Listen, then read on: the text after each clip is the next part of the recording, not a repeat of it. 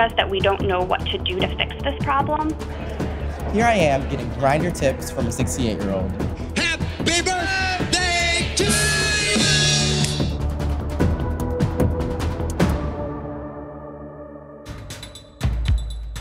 The Department of Justice released its long-awaited report on how the FBI handled a probe into Hillary Clinton's use of email. And ironically, the Inspector General found that the FBI director himself used a Gmail account for official business. The report also says James Comey broke protocol when he held his infamous news conference, but that bias didn't affect the investigation itself. 2 days after most of the world watched Kim Jong-un and President Trump meet, North Koreans finally got to see the coverage. A heavily edited account from North Korean state media describing a meeting between two supreme leaders. For the first time since the Trump administration announced its zero-tolerance immigration policy, journalists toured the largest detention center for immigrant children in the U.S. Nearly 1,500 kids live in the converted Walmart known as Casa Padre. That's 3 times the number that lived there in April, before the policy went into effect. Jeff Sessions defended the policy today. Stop crossing the border illegally with children. Apply to enter lawfully. Wait your turn. Suicide rates in the U.S. have climbed for the past 2 decades, rising by 50% for women and 21% for men, according to a new CDC report.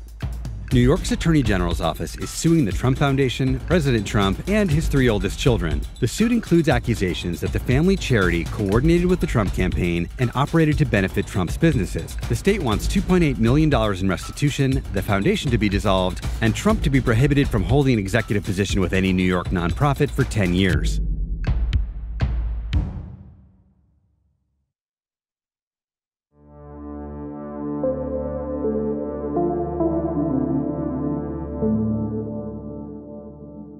This week and next, the House is voting on more than 50 bills dealing with the opioid crisis. That's wild for this Congress. Paul Ryan rarely lets any bills come to the floor for a vote, let alone dozens on one topic. The idea behind that obstruction is to protect your members from having to take tough votes. But these are easy votes. Everybody wants to be able to go home and tell their constituents they did something about the crisis that's taking more than 100 people a day, according to the CDC. And with 50-plus votes, you can say you did a lot. The thing is, most of these bills don't do much, and many of those that do aren't funded.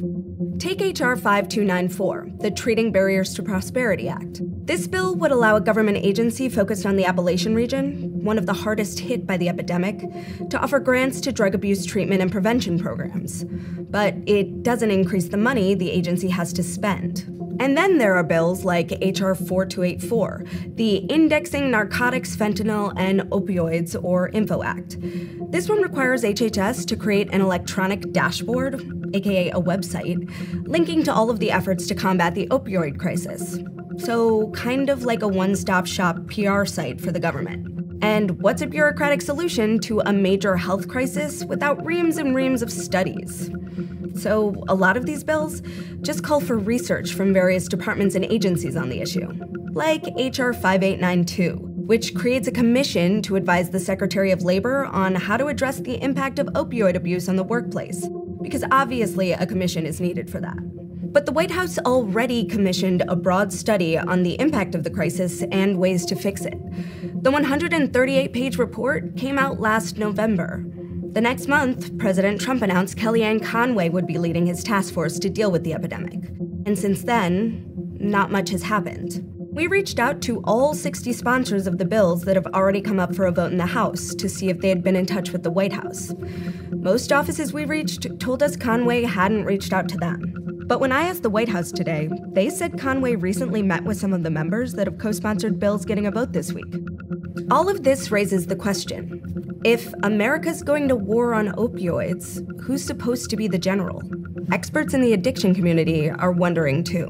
What is frustrating is the fact that we are losing so many people every day to this disease. It feels like we're taking baby steps, and when 64,000 Americans are dying every year, we should be taking giant leaps. Many of the bills establish a committee or require a report. It kind of suggests that we don't know what to do to fix this problem, and that's not the case. We do know how to fix it. We have a Surgeon General's report. We have recommendations from the President's Opioid Commission. We have organizations like ours and others who have put out comprehensive recommendations for years. None of these bills are bad. They don't give us concern. They don't represent a huge shift back to a punitive approach. There just seems to be a lack of willingness to act.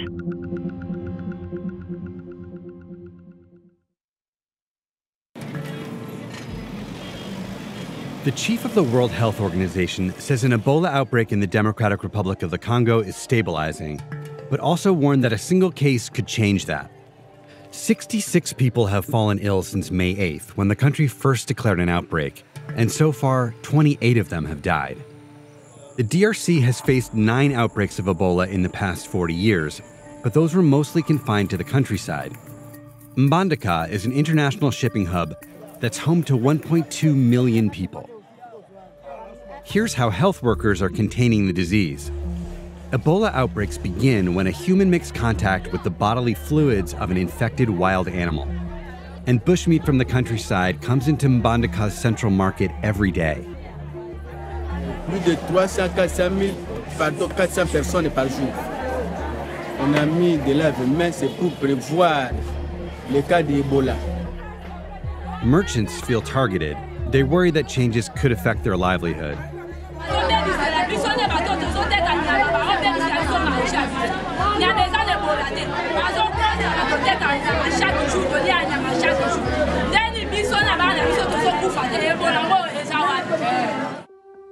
Experts trying to stop the disease from spreading are focusing on how corpses get handled. Les gros risques, c'est essentiellement, un très gros risque, ce sont toutes les pratiques funéraires, parce que dans beaucoup de cultures et traditions, ici et même ailleurs, les gens effectivement ont envie de toucher le corps de la personne, etc. Et donc on a mis en place tout un système qu'on appelle les enterrements sécurisés, qui se font avec des équipes qui vont mettre en place la décontamination du corps, etc. Mais le tout est une discussion avec la famille pour qu'ils puissent en même temps faire le deuil, ce qui est vraiment nécessaire pour eux, et en même temps pouvoir éviter que la maladie continue à se propager. Marie-Claire Teres-Fuelo is part of a team that's teaching prevention techniques to the public. The campaign has reached more than 12,000 people, including these moto taxi drivers. Il faut y aller à Simba. Est-ce qu'il y a un Simba? Bon, il y a beaucoup de la contaminée. Voilà. Vous savez que dans cette ville de Mbandaka, les seuls moyens de transport en commun, c'est la moto et les vélos. Cela signifie que les motocyclistes et les taxis vélos constituent pour nous des personnes, un groupe à haut risque. S'ils transportent un malade confirmé Ebola ou quelqu'un qui fait la fièvre, même un suspect, on ne sait jamais, un malade, alors ils peuvent se contaminer. The World Health Organization is administering a so-called investigational vaccine as a preventative measure. It's not officially licensed, but it did help control a major Ebola outbreak in West Africa in 2016. But doses are limited, and health professionals want them to get to the right people. Donc l'objectif c'est de parvenir à couper la chaîne de transmission. Donc on priorise les contacts à haut risque et les contacts de ces contacts pour pouvoir les vacciner avant qu'ils ne soient infectés. Donc c'est ça, le vaccin ne guérit pas, il fait bien. Je pense qu'on est en train d'atteindre notre cible et ça continuera jusqu'à ce qu'on arrête l'épidémie.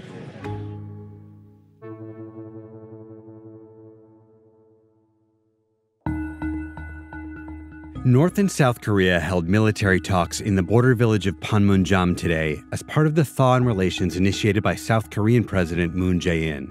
The two sides agreed to revive communication lines across the border. Panmunjom lies along the Demilitarized Zone, or DMZ, and inside of it is a neutral site called the Joint Security Area, where a UN force of American and South Korean troops have kept watch on their North Korean counterparts since 1953. But it's been a fragile peace, and in August of 1976, it nearly fell apart. The daily relationship between North Korea and UN forces was one of rivalry, antagonism. There was continuous friction along the DMZ between North Korea and UN forces. I actually joined the Army when I was 17. My first duty assignment was Korea. Our job was to intimidate the North Koreans. The U.S. servicemen up on the DMZ, they were ordered to remove a tree that was blocking the line of sight in the joint security area. So in order to just keep an eye on North Korea, they needed to see across where a tree had grown. The UN side communicated to North Korean counterparts that they were going to conduct this tree trimming thing, and the North Koreans didn't have any kind of response. Then, when the actual tree trimming procedure started, the North Koreans on duty said, "Hey, what are you doing?" The North Koreans warned them 2 or 3 more times, and the U.S. troops sort of blew them off. And at that point, the North Koreans gave a kill order, and a series of North Koreans came out with axes. In that melee, 2 U.S. troops died in a very bloody way. The Pentagon has identified the 2 U.S. Army officers killed at Panmunjom as 33-year-old Captain Arthur Boniface of Newburgh, New York, and 25-year-old First Lieutenant Mark Barrett of Columbia, South Carolina. Lieutenant Barrett had only been in country a week or 2. Captain Boniface was posthumously promoted to major. He'd been the company commander the entire time I was there, and he only had less than a week left in country. He was actually supposed to leave and come back home to his wife and kids. After they killed Captain Boniface and Lieutenant Barrett, almost every single person in our unit wanted retaliation with blood. Our chain of command knew that and told everybody to stay calm, that plans were in the works. We consider the killing of the 2 American officers a wanton act of murder. Kissinger immediately ordered that retaliation had to happen. He convened this Washington Special Actions Group. The group proposed a package of activities that involved also bombing one of the barracks of the soldiers on the North Korean side. But Ford said, quote, "To gamble with overkill might broaden very quickly into a full military conflict." And so that was Ford's thinking in telling Kissinger, look, go ahead with all this stuff you want to do, but don't bomb the barracks. We should, as you propose, cut down this tree all the way. That's what Operation Paul Bunyan became. As part of the U.S. reaction, the carrier Midway, with some 40 planes on board, will sail from Yokosuka, Japan to Korean waters in a show of force. It wasn't until the day before Operation Paul Bunyan when we first heard that we were going to chop the tree down. Our platoon was tasked with securing the bridge of no return so no North Korean reinforcements could come in. After we'd been there a couple of minutes, we saw 3 or 4 North Korean guard trucks come roaring down, and all the North Koreans instantly started getting out of their vehicles, and they started setting up 2-man machine gun positions on their side. Finally, the 3 main branches of the tree came down, and with each one, we all started cheering because none of us figured things would be peaceful. We dodged a bullet in 76. Had we done what Kissinger wanted, we would have had a second Korean War right then. The United States did scare North Korea, and therefore North Korea was deterred. I hope the lesson that's learned is if our only measure for success is the fear that we induce in the other guy, then eventually there will be a war. We're not going to be lucky forever.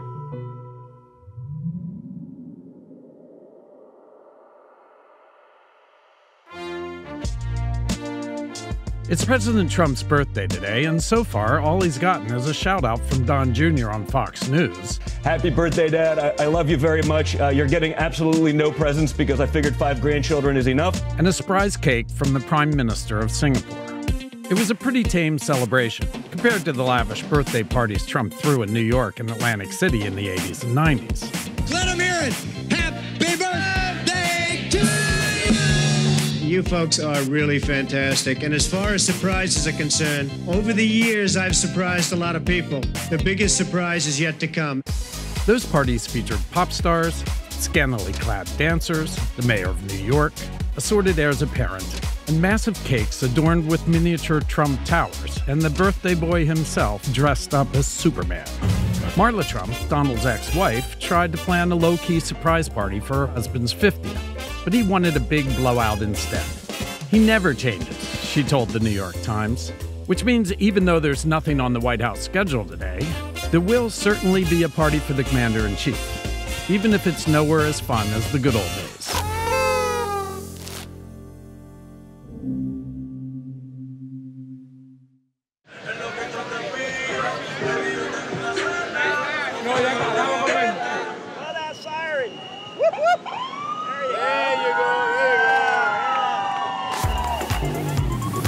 Let's go. I'm ready, yes.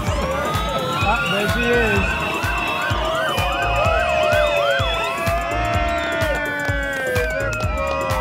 is. It's Miami Pride. I don't know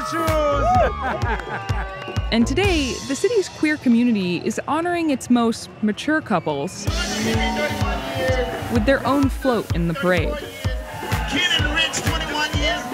For the third year in a row, 72-year-old Hector Zuazo and his husband Bob are among the honorees. When you come out of the closet when you're 46 years old, I mean, my husband and I were both late bloomers because we went through so much nonsense, you know, just it was hell, really. Do you have a lot of young LGBTQ people that you can kind of interact with? I used to have a lot more because I used to be a teacher. Not anymore because I've been retired for 12 years now. You know, I kind of lost contact with them. Which is why this year, Hector is trying something new. He's going to an LGBT mentorship pairing event aimed at connecting older and younger queer people who otherwise wouldn't meet. What are you looking for in a mentor? I'll be 31 soon. So most of my friends are the same age as me. So it'd be really cool to talk to someone that's like over that hump.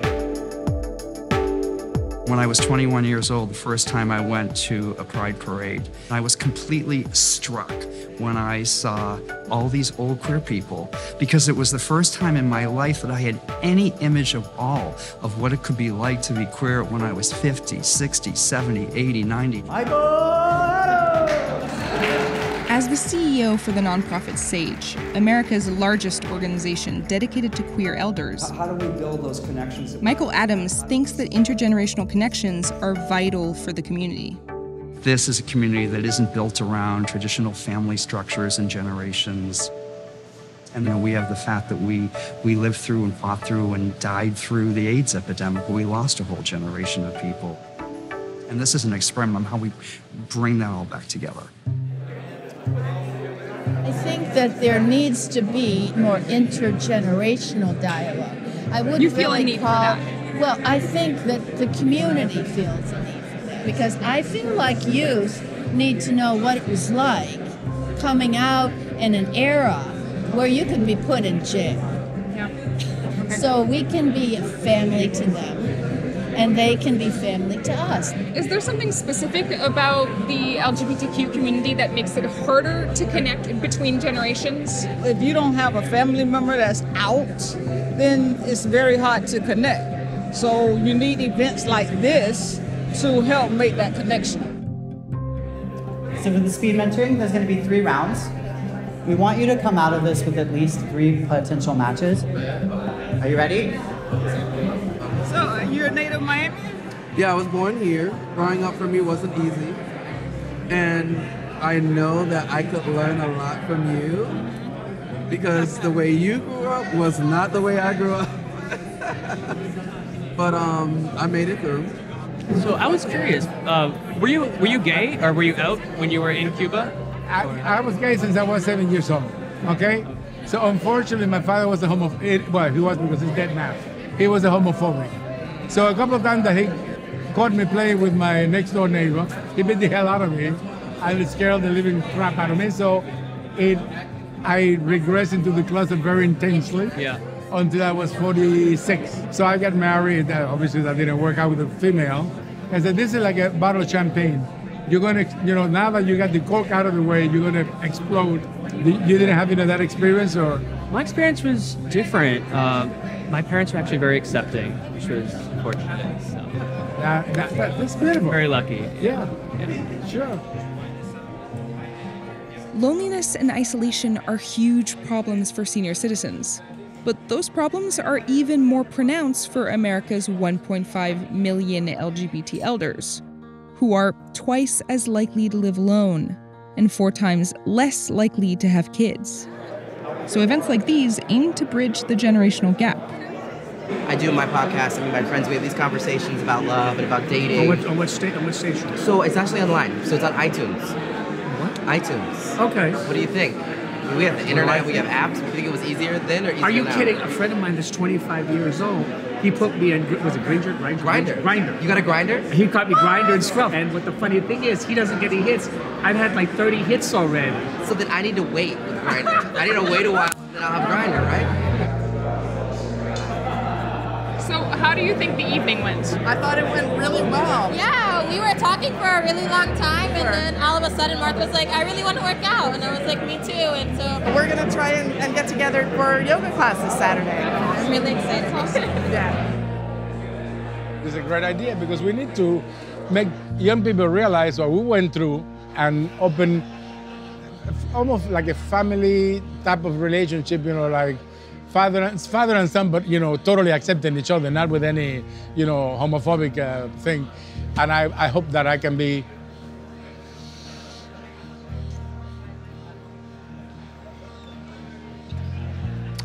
that person that I did. Excuse me. I didn't have anyone to talk to. And I hope I can do that for whoever. Sorry. It's okay.